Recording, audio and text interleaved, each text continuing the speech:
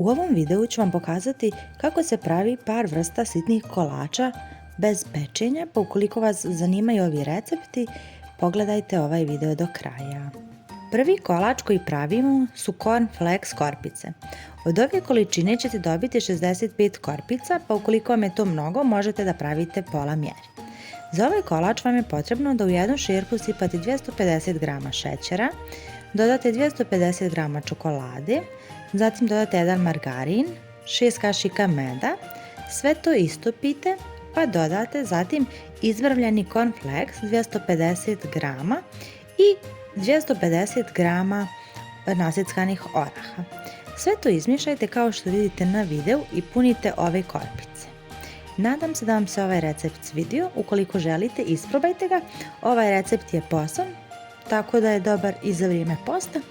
A naredni recept koji pravimo jeste kokos rolat. Ovaj recept za kokos rolat je starinski recept od moje bake, tako da mi je posebno drag ovaj kolač.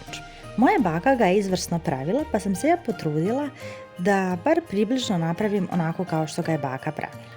U jednu činiju stavite 250 g mljevenog keksa, dodate 150 g šećera u prahu, zatim dodate 2 kašike ruma, 4 kašike kakaa i 100 g istopljene čokolade. Sve to fino izmiješate i po potrebi dodate mlijeko. Kada ste dodali dovoljno mlijeka, izmiješate kašikom, zatim rukom i onda sve to fino izlijete na ovaj ovako celofan ili foliju i razvučete u obliku pravogonika ovaj tamni fil. Za svijetli fil je potrebno da u jednu činiju stavite 200 g margarina i dodate 200 g šećera u prahu, pa sve to dobro umutite. Pa kada ste to sve fino umutili, dodate 200 g kokosa koji ste prethodno potopili sa malo mlijeka, ili možete da sve to prokuhate i onda u ohlađeno da dodate margarin. Znači stavite kokos, mlijeko, šećer, malo prokuhate i kad se to ohladi dodate margarin i sve to izmiješate. Na koji god način da se odlučite da pravite ovaj svijetli fil, kada je taj fil gotov, treba ovako fino da ga razmažete na ovaj tamni dio kao što vidite ovdje na videu. Kada ste namazali ovaj svijetli fil, urolate rolat kao što vidite ovdje na videu.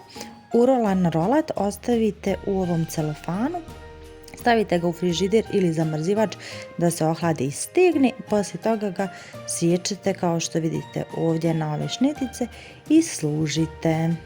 Sljedeći video koji pravimo jesu lotus kuglice. Ukoliko vas zanima ovaj recept, ostanite na ovom kanalu. Ove kuglice vam se toliko brzo prave i prejednostavne su za napraviti.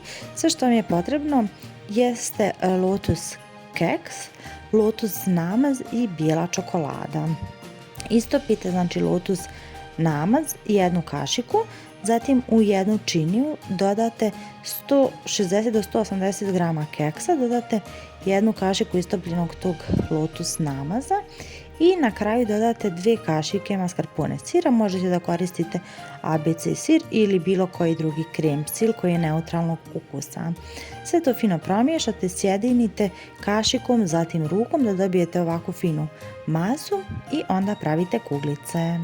Kuglice možete da pravite manjeg ili većeg oblika po vašem izboru i želji. Kada ste napravili sve kuglice, rastopite fino bijelu čokoladu koju ste dodali jednu kašiku ulja, znači 100 g čokolade i jedna kašika ulja i onda fino umačete svaku ovu kuglicu, stavite da vam se malo samo u frižider stigne ova čokolada i onda izvadite te kuglice, pa ostatkom čokolade možete da prelijete malo i šarate kuglice, možete da ih ukrasite po vašoj želji i to vam je to.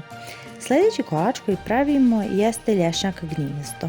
Ovaj kolač vam je odličan za neke proslave, brzo i lako se pravi, a predivno izgleda. Ovaj kolač se brzo i lako pravi, a vrlo je dekorativnog izgleda.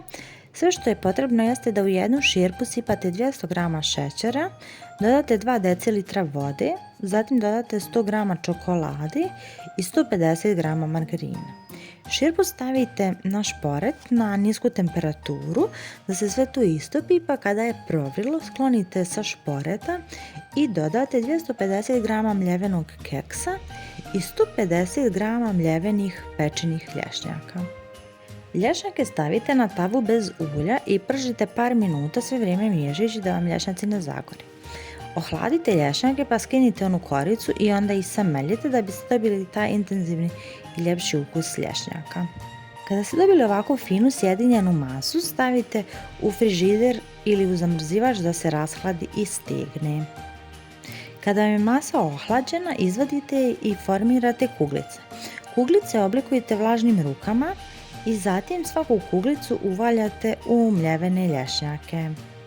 Kada ste napravili sve kuglice, onda na svakoj kuglici napravite udubljenje sa drškom od varjači ili ukoliko nemate tu varjaču, možete da koristite kašiku ili jednostavno da napravite udubljenje sa prstima.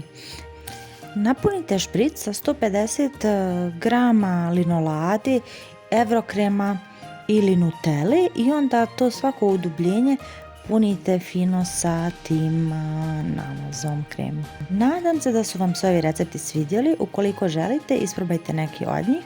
Napišite mi komentar, a mi se čujemo u narednom nekom videu. Ćao!